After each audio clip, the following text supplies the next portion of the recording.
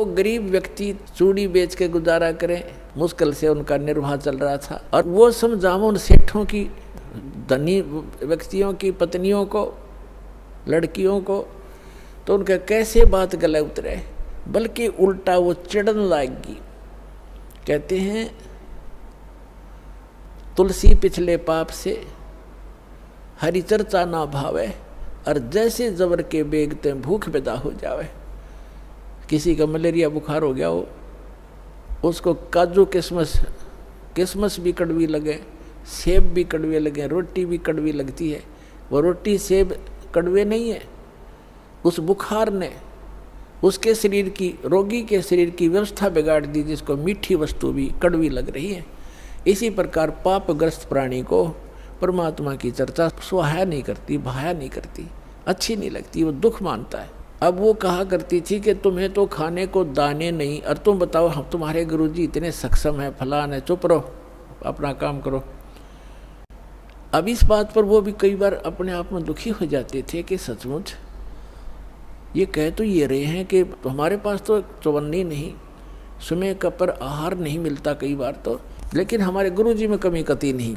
ये दिल वो डांट ही लेते थे, ज्ञान ऐसा हो चुका था। तो पुण्यात्माओं, ये कथाएं हैं, ये आपके लिए गाइडलाइन है। आप जी विचलित ना होना, कुछ भी हो आने दो समय। परमात्मा कहते हैं कल्पे कारण कौन है कर सेवा नी काम, और मन इच्छा फल देऊंगा जो पड़े मेरे ते काम है। अब लोगों के नहीं सुनना, आपका फर्ज है किसी को समझाने का चेष्टा करते रहो, बताते रहो। एक भक्त कह रहा था कि मेरे ऐसे ऐसे घटना घट गई और ऐसी पशु मर गया एक, और मैं औरों को समझाता हूँ तो मुझे कहते हैं बता तेरा क्या लाभ हुआ, हमें तू शिक्षा दे रहा है। तो पुण्यात्मा, अध्यात्म ज्ञान धीरे धीरे समझ में आओगे आपके। संसार तो एक आम दंत कथाओं पर आधारित है, और जिन पूजाओं को वो करते हैं उनके बालक तक मर जाते, तब वो कभी चिंतित नहीं होते कि हम ये भक्ति क्यों कर रहे हैं, छोड़ क्यों नहीं देते। इसका कारण ये है, जैसे रोगी दुर्घटनाग्रस्त हो गया और डॉक्टर के पास गया, डॉक्टर क्या करेगा, वो ये नहीं देखता जैसे उसका ब्लड निकल रहा है तो सबसे पहले वो ब्लड रोकेगा। अगर ब्लड सारा निकल गया तो मृत्यु को प्राप्त हो जाएगा। अगर टांग टूट रही है, पीड़ा हो रही है, उसको नहीं छेड़ेगा, पहले सबसे पहले वो ब्लड रोकेगा उसका, ताकि ये रुक जाए और ये इसका जीवन रक्षा हो। और वो कह रहा है रोगी खाए मर गया, टांग बहुत पीड़ा कर रही है, वो करती रहे, वो उसकी परवाह नहीं करेगा, पहले उसका जीवन रक्षा करेगा, वो ऑपरेशन करेगा जहाँ से ब्लड निकल रहा है। अब रोगी रो रहा है कि मेरी टांग टूटी पड़ी है, मुझे बहुत दुख हो रहा, तो कोई बात नहीं, क्या उस डॉक्टर से वो छिपा थोड़ा ही है, उसका नंबर आएगा तब उसको ठीक करेगा। तो इसी प्रकार आपने नाम ले लिया और आपका कोई भयंकर दुख आना था जिससे आपकी जीवन जाना था, तो आपके उस नाम की भक्ति से और आपके किए हुए दान पुण्य से पहले परमात्मा आपकी जीवन रक्षा करेगा, एक्सटेंड करेगा। थोड़ा बहुत घर में हानि हो भी गई उसको फिर पूरा कर देगा, उस समझ क्या देर लगे। तो इस प्रकार आप जी ने परमात्मा के इस अध्यात्म ज्ञान को समझकर इस सफर पर तब चल सकोगे। समाज तो अपने सतर का ज्ञान रखता ही है, उसको उतना ही ज्ञान है, आप चिंतित मत होना, लगे रहना। तो इसी आधार से वो सुनते भी रहते थे, फिर परमात्मा के ज्ञान से दृढ़ रहते थे।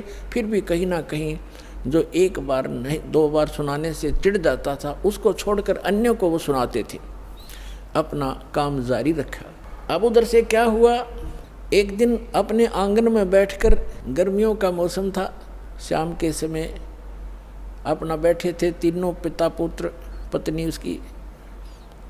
और वो लड़का जब बच्चों में जाता था वो भी यही चर्चा करता था कि हमारे गुरुजी के सिकंदर लोधी दिल्ली के बाद सभी शेष हो गए, वीर सिंह बघेल काशी नरेश हमारे गुरुजी का शेष है, बिजली खां पठान मगर नरेश हमारे गुरुजी का शेष है, ऐसे ऐसे सुख देते हैं, ऐसे ऐसे सुख देते हैं। बच्चे भी बताया करते हैं अन्य बच्चों में बैठकर हमारे बच्चे, तो वो बच्चे उसको चढ़ाते थे सेऊ को कि तुम्हारे गुरुजी तो लालची हैं, वो तो राजाओं के घर जाते हैं और तुम्हारे घर ना आए कभी भी, क्योंकि तुम गरीब हो, तुम्हारे घर क्यों आएंगे। तो वो बच्चा इस बात से दुखी हो जाता था। अपनी माँ से एक दिन कह रहा था, दोनों पिता पुत्र वहीं बैठे थे, उनकी माँ भी बैठी थी बच्चे की। तो लड़का कहने लगा, पिताजी गुरुजी कभी अपने घर भी आएंगे। तब नेकी ने कहा, बेटा अपने घर तो वो रहते ही हैं, हम भगवान से जुड़ गए हैं तो हमारे साथ है परमात्मा, हमें दिखाई नहीं देते। ये तो ठीक है माता जी, लेकिन एक बार गुरुजी अपने घर आ जाए ना, बस फिर तो जो मेरे को ऐसे ऐसे गली के बच्चे कहते हैं उनका मुंह बंद हो जाए, फिर मैं बता दूं हमारे गुरुजी लालची नहीं है। तो वो कहने लगी बेटा भगतों ने संसार की नहीं सुननी चाहिए, अपने गुरुजी के ज्ञान को आधार बनाकर जीना चाहिए। कहने तो उन बच्चे बालक हैं, उनको पता नहीं है, हमारे गुरुजी लालची थोड़े हैं, उनकी दृष्टि में तो सभी एक जैसे हैं। फिर भी बालक है, आंखों में आंसू भर के कहता है एक बार गुरुजी आ जाए ना, बस फिर तो मैं उनको कह दूंगा देखा ना हमारे गुरुजी ऐसे नहीं है। परमात्मा कहते हैं कि मेरे भगत की टेंशन मेरे से देखी नहीं जाती। अब उधर से वो चल ही पड़े थे, उधर से वो कह रहे थे, इतने में सामने आके दरवाज़ा बाहर की तरफ खड़े हो गए गेट पे और आवाज़ लगाई रे सम्मन।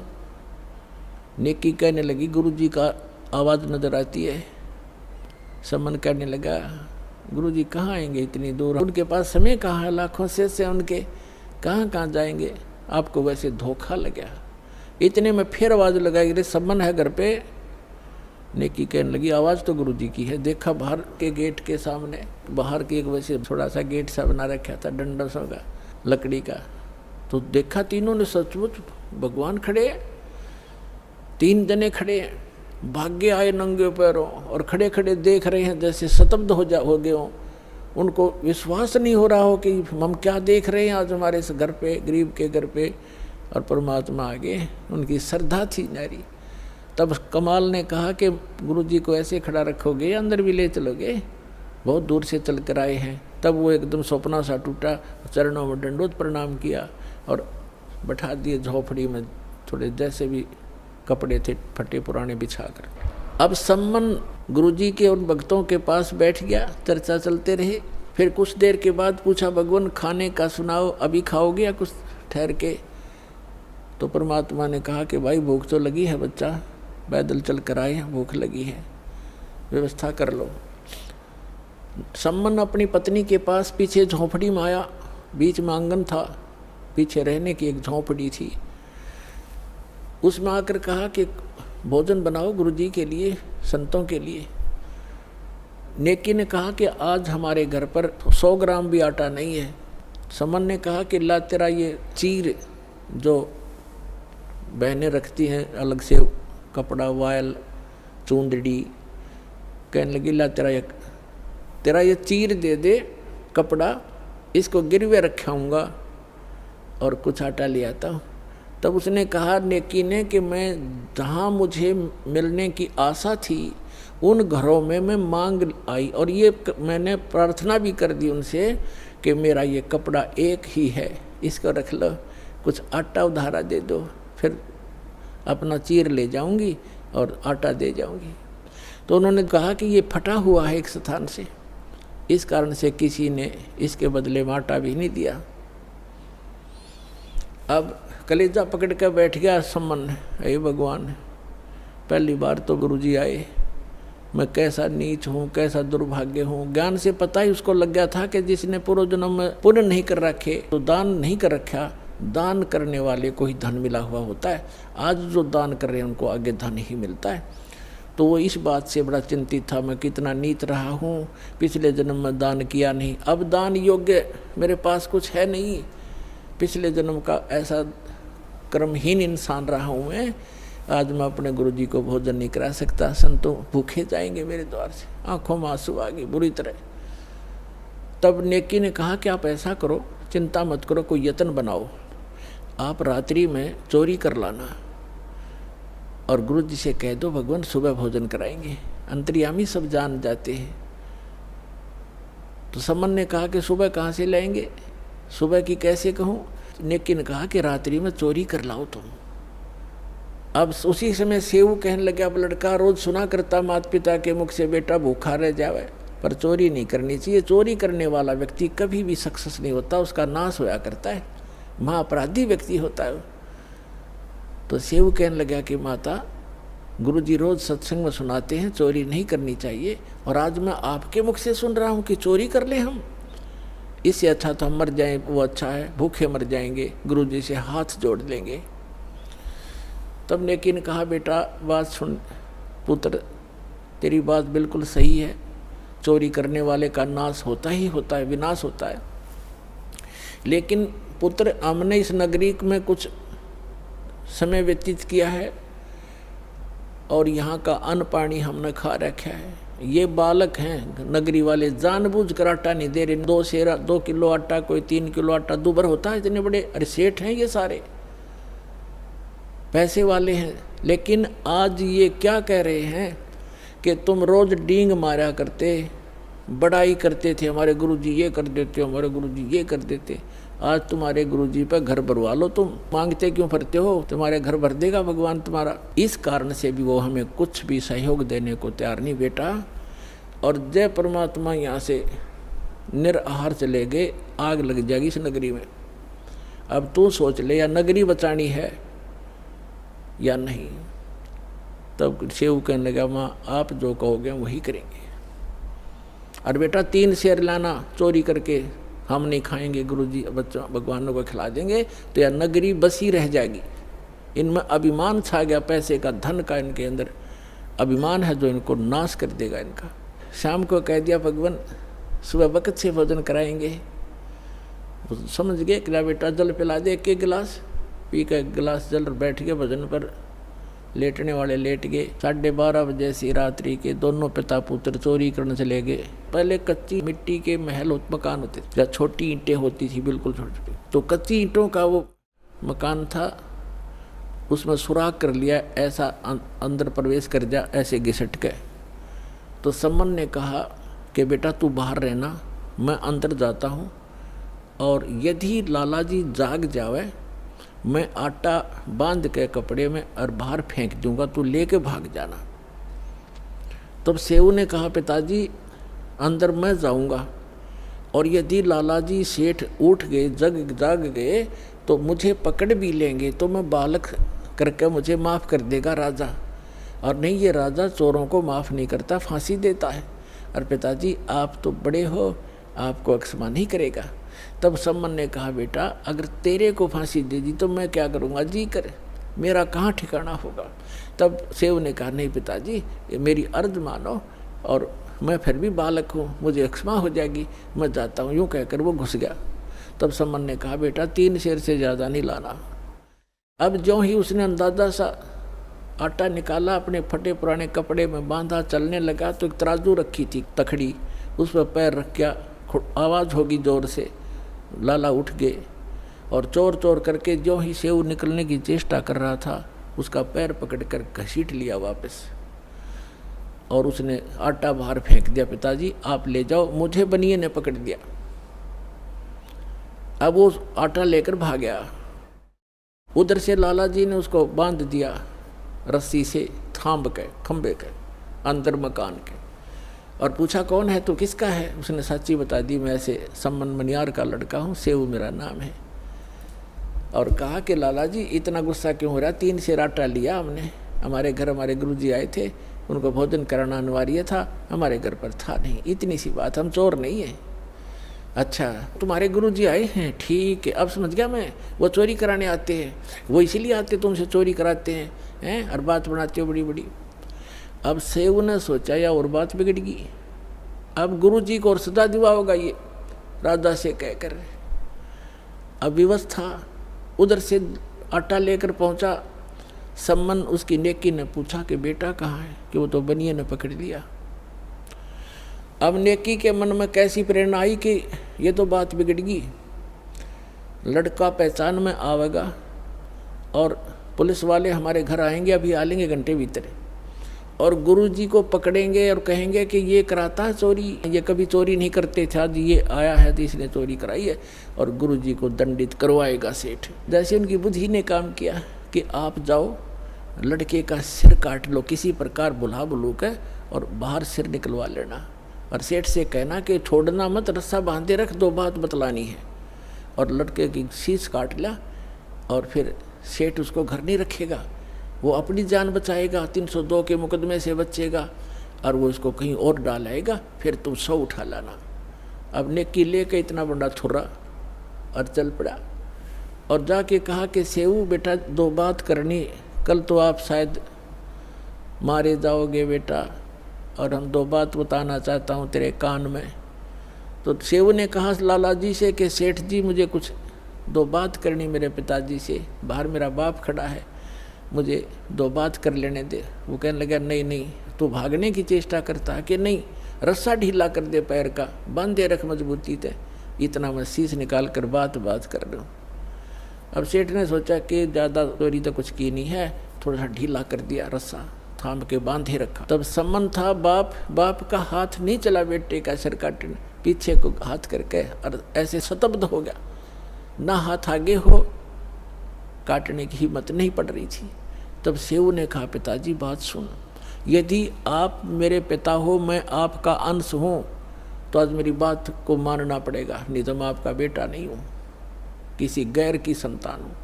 आज मेरा सिर काट दे पिताजी, ना गुरुजी का कोई ठिकाना नहीं है आज। इतनी बात सुनते ही सम्मन ने एकदम मारी वो तलवार और लड़के की गर्दन काट के बालों से पकड़ कर लेकर चल पड़ा। अब सेठ को पता चला ये तो नाश हो गया, बात बिगड़ गई, ये 302 का मुकदमा 13 लगेगा। उसने उस लड़के को घसीट कर दूर बनी में जाकर, एक पजावा था, पजावा जैसे बदानी भट्ठे होते, उनके खड्डों में गिराया और अपना जो सुराख बनाया था उसको बना के वैसा ही लीप लाप कर रेत रात मार के ऐसा कर दिया जैसे कुछ हुआ नहीं यहाँ पर। अब नेकी ने कहा कि अब ऐसे कर, इस सिर को रख दे यहाँ अलमारी के अंदर छुपा के, और वापस जाओ, लड़के के चिन्ह पावेंगे, घसीटा हुआ लेकर जाएगा सेठ, कहीं डाल के आया होगा, वहाँ से भी उठा लाओ, क्योंकि मर्डर कहीं पता लग गया तो फिर सारा बात फैल जाएगी और पहचान होगी। अब सेऊ कुछ देर आया, फिर वापस गया, इसमें काफ़ी घंटा सारा लग गया। इतने में सेठ अपना उसको डाल के सारा काम करके आराम से बैठ गया। वहाँ जाकर देखा जहाँ उसके निशान जा रहे थे घसीट के, उन चिन्हों के साथ साथ जाकर बच्चे को उठा कर ला के अंदर के कोठे में डालकर कपड़े बोरी बारी से ढक दिया कि गुरुजी चले जाएंगे, उसके बाद बच्चे का अंतिम संस्कार कर देंगे। अब उधर से भोजन बढ़ाया, लड़का कटा पड़ा है, इकलौता पुत्र की गर्दन कटी पड़ी है, वो कत्ल हुआ पड़ा है, और माँ रोटी बना रही है गुरुजी के लिए। भोजन बना के और कहा सम्मन से कि बुलाओ महात्मा जी को, गुरुजी को जल्दी भोजन करा देंगे, फिर ये प्रस्थान कर जाएंगे वक़्त से। सुबह 5 बजे भोजन करा दिया, 4:30 बजे बना दिया। परमात्मा उठे, उनके तीन पात्रों में, 3 दोनों में भोजन डाल दिया, सारा जितना बना रखा था। परमात्मा ने कहा भाई ऐसे करो, इसको 6 दोनों में डालो, 3 तुम हो 3 हम हैं। तब सम्मन ने कहा महाराज जी हम तो फिर खा लेंगे, आप खाओ। नहीं, परमात्मा बोले प्रसाद बनाएंगे भाई और सब खाओगे, बैठ जाओ। अब वो दोनों बैठ गए, उन्हें 5 पात्रों में कर दिया उसको। परमात्मा ने कहा 6 में कर भाई, वो 6 में कर दिया। 5 बैठ गए खाने के लिए अपने अपने सामने रख के, और यूँ नहीं बताना चाहते कि लड़का ऐसे हो गया। अब वो ये सोच रहे थे गुरुजी पूछेंगे तो बतावाएंगे, हम जिक्र भी नहीं करना चाहते, और पूछेंगे तो कह देंगे जी कहीं खेलने चला गया होगा। वो तो अंतर्यामी थे, कहाँ पूजना था उन्होंने। तब कहा कि आओ सेऊ जी मिलो, ये प्रसाद प्रेम, शीश कटते हैं चोरों के और सादा को नितक सेम। कहते हैं सेऊ धड़ पे शीश चढ़ा, वो बैठा पंगत माँ, और नई निशानी गर्दन कहियो ओ सेऊ उकना। बोलो सतगुरुदेव।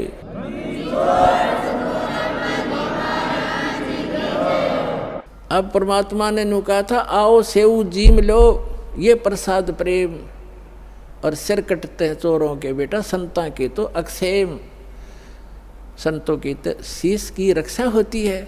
आ जाओ आप भोजन पाओ। कहते हैं सेऊ धड़ पर शीश चढ़ा, अपने आप शीश उठकर उस धड़ पर लग कर, और सेऊ भाग्या आया बाहर बैठ के, और भोजन पंगत में बैठ गया खाना खाने के लिए।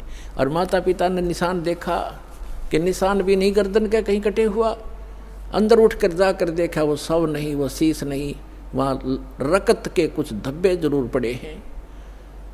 तो पुण्यात्माओं, यदि भगवान की ही आप तुलना करना चाहते हो, पहचान करना चाहते हो, श्री कृष्ण जी को आपने ताम्रध्वज के जीवित कर देने मात्र से उनको भगवान मान लिया, तो कबीर भगवान के ये लक्षण उसके समांतर समझना। और देखो जैसे कमाल था उसका जीवन शेष नहीं था और परमात्मा ने उसकी एक्सटेंशन आयु कर दी।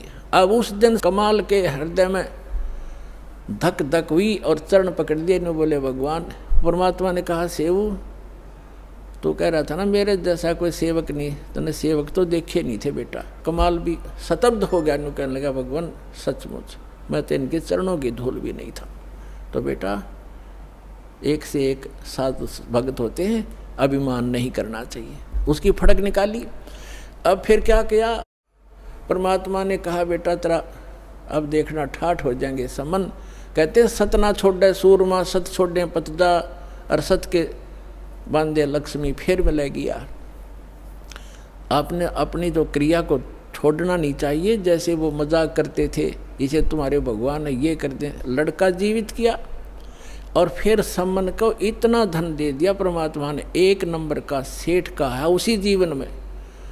तो परमात्मा कहते हैं कल्पे कारण कौन है, मन में ज़्यादा कल्पना मत कर, फलाना यूँ कह रहा था तुम्हारे कुछ नहीं हो रहा। आन दे समय कल्पे कारण कौन है, कर सेवा नहीं काम, और मन इच्छा फल देऊँगा जब पड़े मेरे ते काम। फिर परमात्मा कहते हैं धीरे धीरे रे मना धीरे सब कुछ हो, और माली सींचे 100 गुणा समय आए फल हो। अब आपने आम का बीज बोया है, जैसे पौधा बोते हैं, सैकड़ों घड़े उसमें पानी की सिंचाई होती है, और उसको परिपक्व होने दो। परिपक्व होने के बाद फिर देखना कितना लदपद होगा फलों से। आप भी खा लोगे, पड़ोसी भी खा लेंगे, रिश्तेदार भी ले जाएंगे, तो भी खत्म नहीं होगा। तो ये भक्ति, यथार्थ भक्ति रूपी पौधा आज आपने लगाया है, इसको कुछ समय दो और फिर देखना कितने सुख देगा ये कबीर भगवान आपको। बोलो सतगुरुदेव।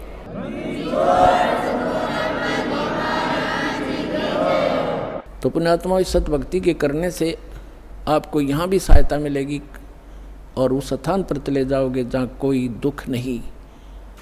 अपनी भक्ति करो, औरों को समझाओ और बार बार सतलोक आश्रम वाला माओ। बोलो सतगुरुदेव।